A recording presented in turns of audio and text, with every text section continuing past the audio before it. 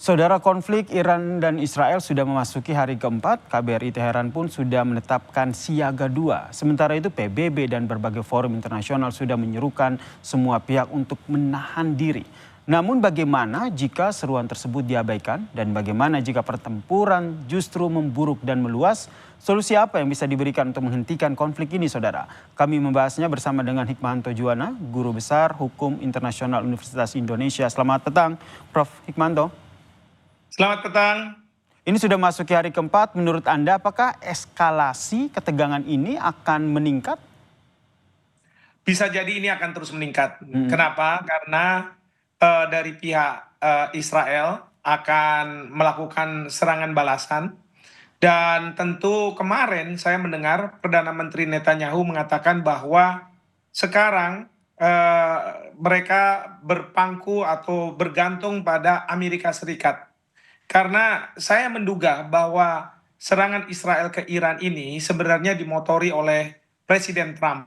Ya, alasannya kenapa? Alasannya karena negosiasi antara Amerika Serikat dengan Iran terkait dengan senjata nuklir Iran, pengembangan ada kemungkinan pengembangan senjata nuklir itu diminta untuk tidak dilakukan. Tapi kemarin itu deadlock dan Presiden Trump sudah menyampaikan ancaman. Kalau ini sampai deadlock, maka akan ada serangan dari Amerika Serikat. Nah, tentu Amerika Serikat tidak bisa tiba-tiba langsung menyerang Iran karena dia tidak punya basis hukum internasionalnya. Nah, jadi saya melihat bahwa Israel lah yang dijadikan proksi oleh Amerika Serikat untuk melakukan serangan ke Iran dengan alasan bahwa berdasarkan pasal 51 Piagam PBB yang mengatakan hak untuk membela diri, maka Israel merasa bahwa dia bisa melakukan apa yang disebut sebagai anticipatory self-defense. Bela diri yang sifatnya antisipatif. Jadi sebelum Iran melakukan serangan, dia serang duluan. Dan seperti kata Anda tadi ya Prof ya, eskalasinya semakin meningkat. Dan tadi Anda bilang bahwa ada keterlibatan Amerika Serikat di membacking Israel begitu. Kalau begitu dari sisi Irannya sendiri, ada negara yang nantinya akan ikut? Nah, kita tidak tahu. Karena kan sekarang ini Iran sudah menyerang Israel. Dan sekarang ada kemungkinan Amerika Serikat akan menyerang Iran ya atas dasar apa? Security arrangement antara Amerika Serikat dengan Israel. Seperti dalam pasal 5 perjanjian NATO, kalau saya ambil perjanjian yang lain, itu satu negara diserang, maka serangan terhadap negara lain termasuk Amerika Serikat. Nah, saya yakin Amerika Serikat dengan Israel punya perjanjian seperti ini yang disebut dalam Piagam PBB pasal 51, yaitu collective self-defense. Nah, oleh karena itu, Amerika sekarang punya basis untuk melakukan serangan ke Iran. Kecuali Iran akan menyerah dan kemudian dia setuju dengan apa yang diminta oleh Amerika Serikat untuk tidak memiliki senjata pemusnah massal. Tapi saya yakin Iran tidak mau begitu saja menyerah. Dia akan melakukan serangan dan kalau Amerika Serikat akan menyerang Iran, yang saya khawatirkan dalam posisi terpepet seperti ini, bukannya tidak mungkin Iran akan mengeluarkan senjata nuklirnya. Kalau sudah Iran mengeluarkan senjata nuklirnya, kalau memang dia memiliki, maka tidak perlu dia backing dari negara-negara lain. Tapi dunia akan sampai pada kiamat kalau misalnya seperti ini. Nah, tetapi dugaan saya, kalau misalnya Amerika Serikat sudah mulai masuk, bukannya tidak mungkin negara seperti Rusia juga akan membantu Iran atau negara Korea Utara. Karena Korea Utara ini sepanjang ada Amerika Serikat di sana, mereka akan membantu negara yang melawan Amerika Serikat. Seberapa besar ini potensinya akhirnya nanti adanya keterlibatan negara lain seperti Rusia dan juga Korea Utara untuk membela Iran dalam perang ini? Ya, yang pasti saya ini bukan komentator bola ya, saya nggak tahu berapa besar chance-nya. Tapi begini, kita harus melihat bagaimana reaksi Iran kalau nanti Amerika Serikat akan menyerang Iran. Kalau dia tetap dia tidak kemudian melakukan serangan balasan, ya sudah, akhirnya selesai sampai di situ. Tetapi kalau misalnya ternyata Iran merasa bahwa kehormatannya, teritorial integritasnya diserang oleh negara lain, sebagaimana tadi disampaikan oleh Pak Hasbi, pasal 2 ayat 4 Piagam PBB, yang menyatakan semua negara wajib untuk menahan diri menggunakan kekerasan atau ancaman kekerasan terhadap teritorial integritas negara lain. Nah, ini yang disebutkan Bapak Presiden sudah benar. Tapi pertanyaannya adalah, apakah Iran yang diserang dulu oleh Israel tidak berhak untuk melakukan serangan balasan ke Israel berdasarkan pasal 51 Piagam Terlebih PBB? serangan Iran ini kan kalau kita lihat terbarunya sudah menyerang sistem komando dan juga pertahanan Israel. Apakah ini juga nanti akan memicu serangan balik yang lebih besar lagi dari Israel ke Iran? Bisa jadi seperti itu. Dan bisa jadi Israel akan menyerang rakyat sipil.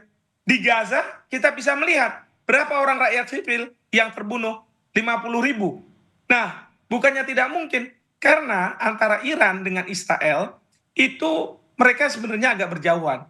Jadi kalau misalnya serangan darat itu agak sulit.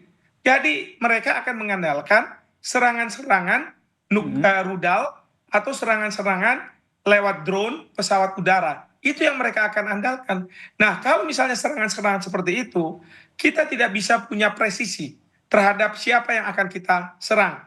Oke, kalau misalnya instalasi nuklir, tapi kan di sekitaran situ mungkin aja ada orang-orang sipil. Nah, Oke, itu Prof. bisa juga terkena. Jadi menurut Anda suara siapa yang akhirnya bisa didengar oleh baik dari Iran maupun Israel sehingga mereka bisa sama-sama menahan diri? Suara rakyat dari Israel maupun suara rakyat Amerika Serikat. Kalau suara rakyat di Israel, dia memenangkan oposisi dan menjatuhkan Netanyahu sebagai Perdana Menteri, kita berharap bahwa pemerintahan baru akan merubah kebijakannya.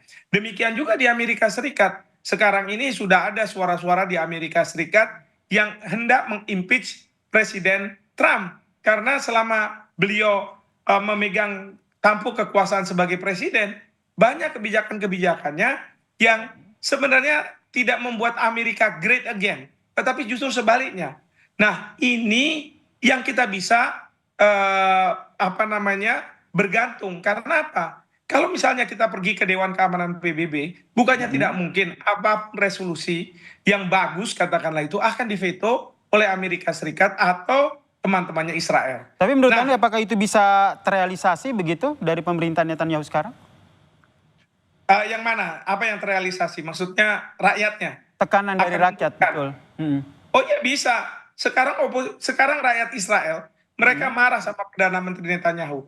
Anda itu bukan membuat kami lebih selamat, lebih aman, tetapi membuat kami sekarang ini dekat dengan serangan-serangan dari berbagai negara, termasuk dari Iran. Nah, ini mereka marah betul.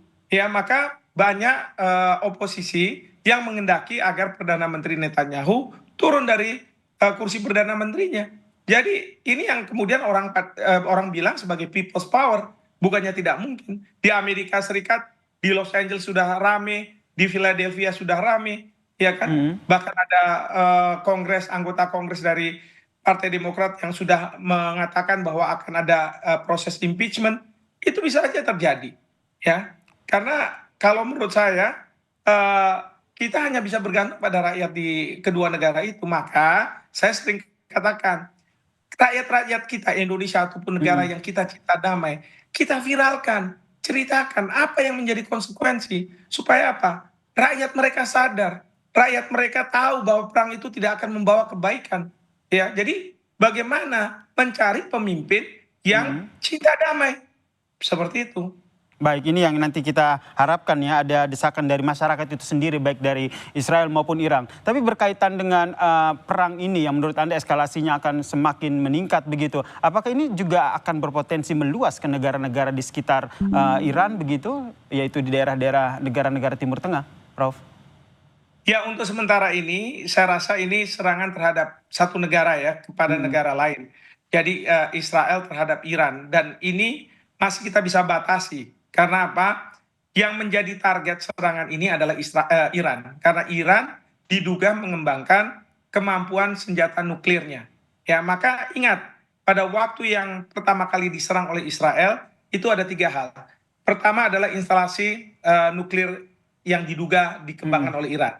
Kedua adalah ilmuwan-ilmuwan Iran yang mengetahui mengenai masalah nuklir. Yang ketiga, pemimpin tertinggi Garda Revolusi Iran yang dia ini dianggap sebagai merintangi upaya Amerika Serikat untuk supaya deal dengan Iran terkait dengan kemampuan nuklir Iran. Seperti itu. Baik, terima kasih Prof. Hikmanto Juwana, Guru Besar Hukum Internasional UI telah berbagi perspektif terkait dengan perang Iran dan juga Israel.